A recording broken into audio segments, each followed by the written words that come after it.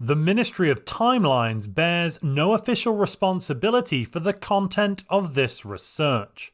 The actions of our erstwhile temporal cousins shows that even in the darkest of times, with reality collapsing, there is always a path to victory. One simply has to know where to apply appropriate pressure.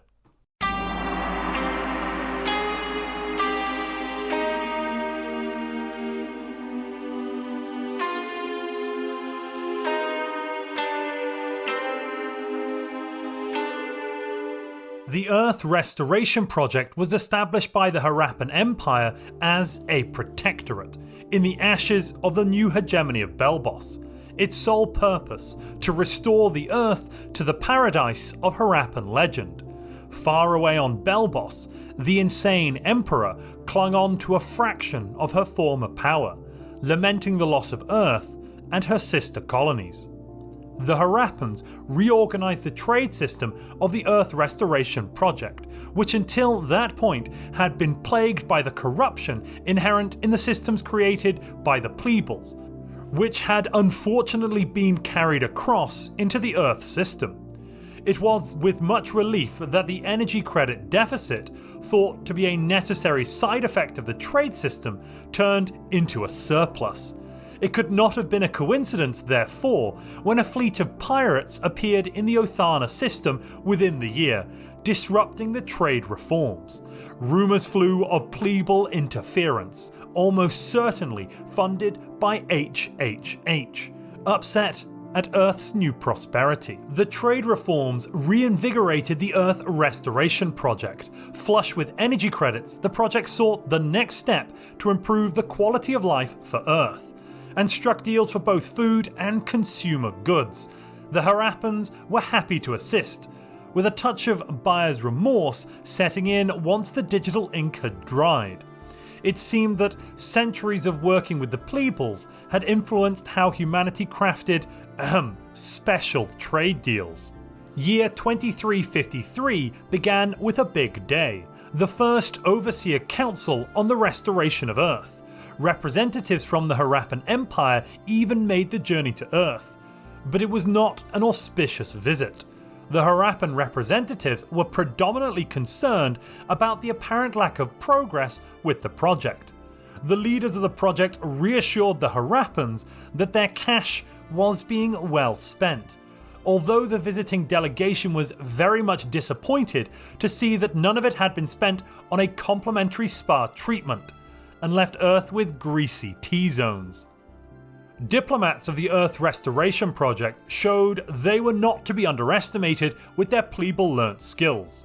The diplomats duly followed cues from the Harappans to undermine the leadership of the false emperor in the galaxy, giving the desired impression of loyalty that paid off the following year, when the Harappans found they had been hasty in signing what turned out to be a larger national subsidy for the Earth than intended. Along with an updated vassalage agreement, Earth's economy was now stronger than ever. The start of 2356 saw the ERP enter diplomatic talks with HHH, who were plotting the downfall of the Galactic Empire, to the surprise of absolutely no one. Nothing practical was achieved, much to the satisfaction of all diplomats present, fostering a framework of mutual support, should the leaked plebal documents prove reliable. A power surge in the centre of HHH space, detected across the galaxy barely 3 months later, suggested otherwise. The creation of a supranational committee was established to oversee this anomaly. The Anomaly Committee held meeting after meeting, finally breaking their silence when the Earth Restoration Project announced that they were the defenders of the galaxy. The anomaly itself, however, remained a mystery. Even when ships started to be spat out of it into regular space, they were not considered more than merely unbidden, a moniker coined by the Earth media to dismiss them as any kind of threat.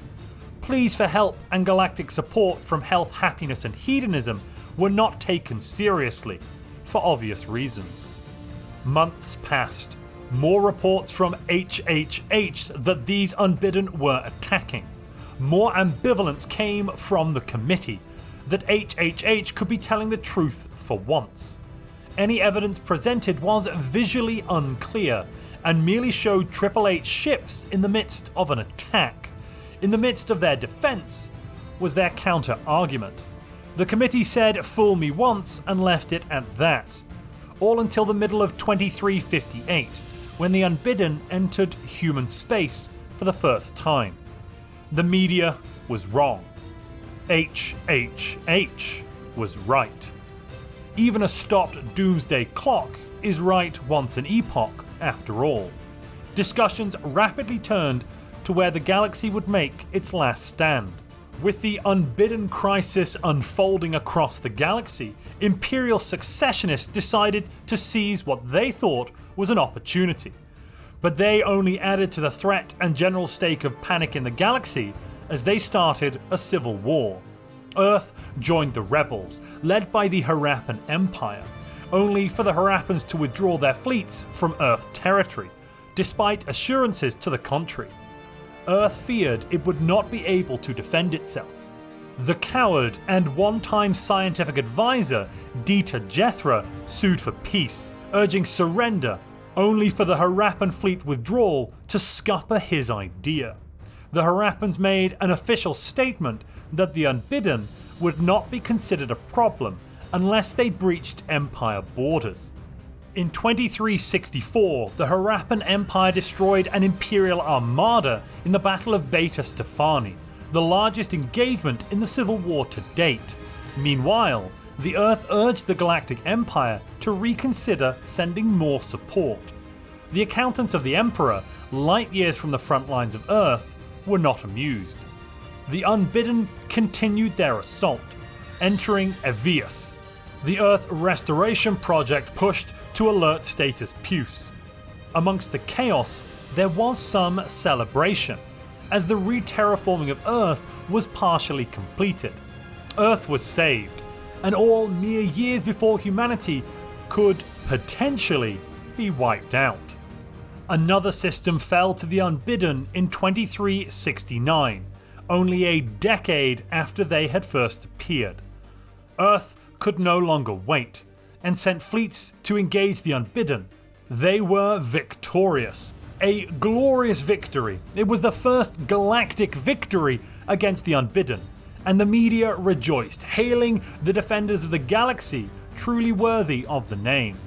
A second victory came only a year later, when the Earth ships bravely ran away from a large fleet of Unbidden, avoiding a viciously skewed engagement that could have then doomed the galaxy. Even stronger Unbidden fleets were spotted only a few months later, entering the Monarchadia system, and it was uncertain whether the Beep Boop synthetics would join the battle in time. The year 2371 brought dire news, as Beep Boop lost their armada en route to Earth due to logistical issues, understood to be euphemistic for a hyper-relay snafu. Earth was left without allies. Stoking the flames, the Emperor refused status quo peace and purged the great nest of the synthetic Bronterok with a massive energy assault tuned specifically to destroy synthetic and artificial beings. Few tears were shed for the synthetics in the media, who reported them as not really being alive in any real sense in the first place. Vengeance came only months later, as the neuter colossus of the Galactic Emperor was destroyed above Sol, to the combined might of the Earth Defense Forces and the Harappans. Peace was mooted, with the Harappan fleets in range of the capital, but they failed to destroy the following neuter armada. The next year started badly for Earth, as Neuter took command of the space around Sol. The combined force of the Earth and synthetic fleets were not able to withstand the onslaught. Better news came from Alpha Centauri, where the Unbidden were forced to retreat by a timely intervention of regrouped synthetic fleets, at first thought to have been routed. The Civil War was thrown into a stalemate between the Neuter Galactic Imperium and the rebels, who were able to gain independence but failed to overthrow the Empress and the Galactic Empire. A report of the Emperor sending an offer for peace could not have come at a more opportune time. The rebellion accepted the status quo as the largest unbidden armada in recorded history was scouted flying on a direct course for Earth. With forces focused on Sol, a splinter fleet of the Unbidden caused an undefended Alpha Centauri to fall, less than a year after it was saved from such a fate. Harappan reinforcements were over 2 years from arriving at Sol at that time. The Unbidden came closer still to Earth. Barnard's star was the next to fall, with neither Emperor anywhere nearby. 4 months passed before the Harappan Empire moved towards the Unbidden, engaging them from the galactic south. 2377 brought curious news of the HHH being backronymed as Humans, exploiting a previously unrecognized loophole to allow plebals to be legally defined as humans and thus protected under the Earth Restoration Project law. The paperwork for this was pristine. In what was called a complete coincidence by the Earth Restoration Project, the next year saw the project leadership unilaterally declare Earth part of the Nuta Galactic Imperium, despite an overwhelming vote against it in the internal committees. Calls for impeachment echoed around the Senate, but the presented paperwork was pristine. 2 years later, in 2379, the Unbidden Armada reached Sol, a previously unimagined military might descending on the birthplace of the human race, and what turned out to be but the first wave of 2. Earth's fleets buckled, leaving Earth, as well as, according to many loud voices, the entire galaxy doomed. With grand irony, it was only 2 months later that the Earth fulfilled its destiny and was transformed into a Gaia world. The true garden was restored. With space above the Earth lost to the Unbidden, terror then came to paradise. Left with little choice, their Harappan overlords fleeing, Earth declared secret fealty to the Galactic Emperor. More systems were lost to the Unbidden, almost wiping out health, happiness, and hedonism in their motiveless genocide. The snails lived on only in a habitat on the outskirts of what was once HHH space. They were the last of their species. One system saved was Sol, the Unbidden having left mysteriously of their own accord. The long, costly process of rebuilding began again. The Galactic Emperor came to Earth's rescue finally when Othana was attacked, and the new shipyards that were part of the rebuilding effort were destroyed. They ended the year 2383 defending Barnard's star. The Unbidden were melted by the Emperor's might, the might of the weapons of the Nuta. The new year continued as the old ended. The Unbidden were purged from Monocadia.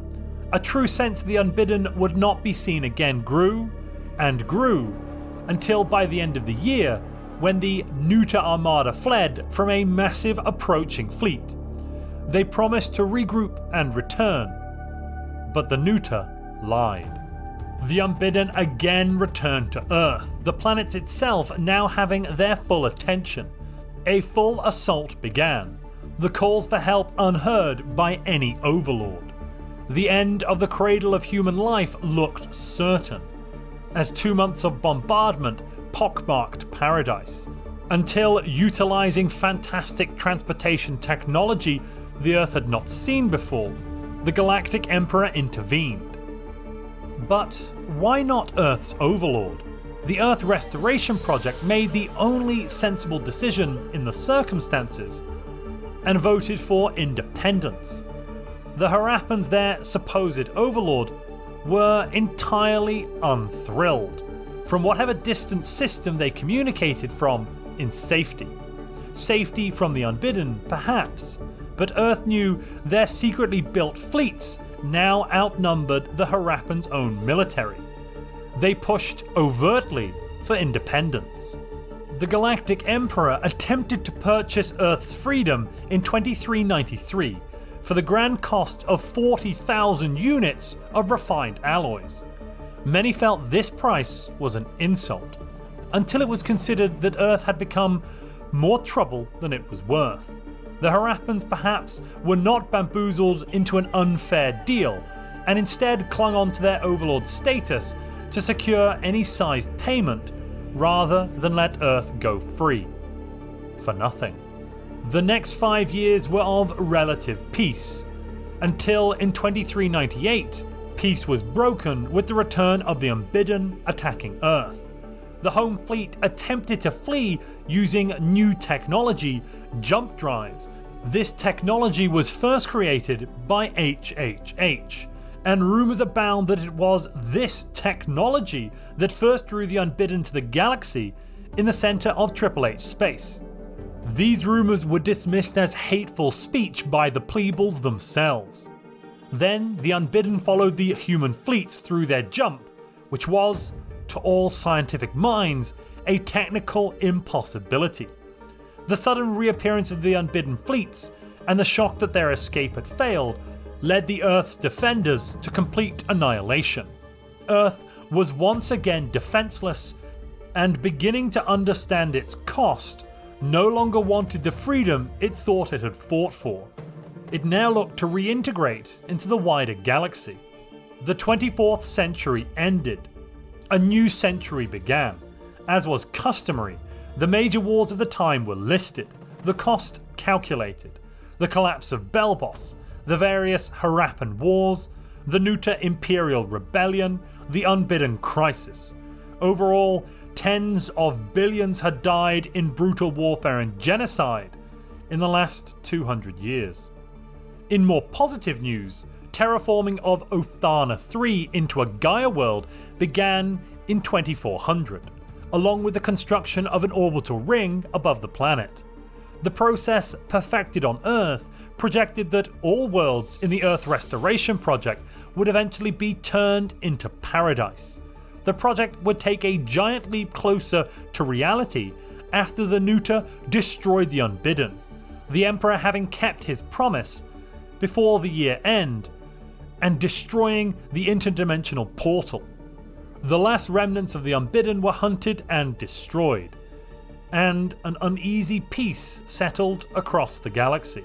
5 years of stability followed. 2406 saw the synthetics voted out of the Harappan political bloc in order to appease the Galactic Emperor. The Nuta announcing their intentions to eradicate all synthetic life from the galaxy forced the Harappans to realise that the Galactic Emperor's power could not be left unchecked. With the backing of the Earth Restoration Project, plans were made to overthrow the Galactic Emperor and save their synthetic brethren, recognising those who fought bravely during the Unbidden Crisis, although it was acknowledged that open warfare against the powerful Empire would be a mistake at that time. After 4 years of negotiations, the Earth Restoration Project gained nominal independence from the Harappans in 2410.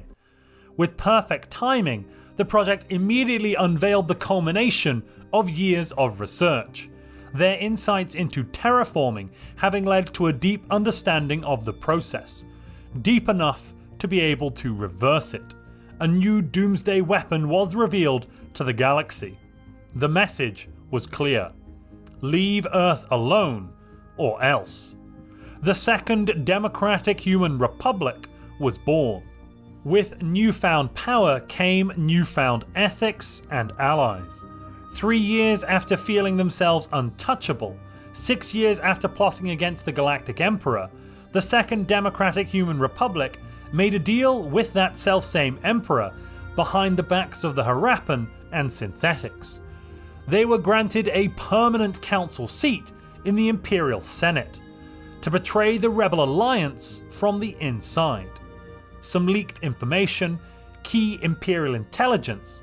A few months later, suggested that perhaps the Second Democratic Human Republic were walking a dangerous line. In 2413, the Galactic Empire proposed a crusade to wipe out all synthetic lifeforms. Earth managed to delay this crusade, using their practiced legal teams to tie up the preparations in what looked to be decades of bureaucracy, under the pretense of wanting the paperwork to be proper. Their council powers granted a brief reprieve for the synthetics. Despite their efforts, war erupted 4 months later in 2414 between the Harappan Empire and the Nuta Galactic Imperium. Both sides claimed in diplomatic channels that they started it, neither side would stop it, and Harappan fleets burned.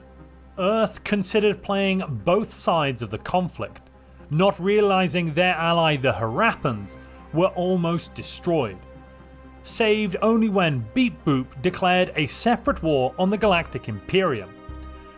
A second declaration was transmitted minutes later claiming a translation error, and could they please only be at war with the Nuta, not the entire Galactic Empire.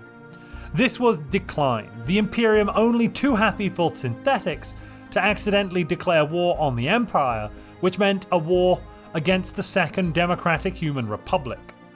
War against everyone. A year of war found the Earth fleets dispersed by the middle of 2415. Unable to withstand the Empire or help their allies, they scattered to stay alive. It was around this time that the Earth found out Xi Yang, the coward, was dead. The new hegemony of Belbos had a new emperor, a paper role for a paper empire, still clinging on in the old hegemony space to a handful of worlds, and now subject to the Galactic Nuta Imperium. Earth's desperate begging for economic support was heard by HHH at the start of 2416. Triple H briefly cited the numerous previous bailouts that had not so far resulted in economic stability, before focusing on Earth's immediate policy of the previous 50 years, which directly led to the vilification of the plebeian people. Earth could not recall suggesting that the Unbidden were no threat, or that Triple H were responsible for their appearance, or even that their response to Triple H's calls for assistance were anything but immediate. Nevertheless, HHH emphatically rejected Earth's pleas. 2417 saw the synthetics lose another fleet to the Nuta Emperor. Who would stop him? It would not be the Second Democratic Human Republic, not with their economy on the brink of collapse. Yet they announced victory was within their grasp. Announced to who though? The galaxy was ignoring them and their puffed up propaganda.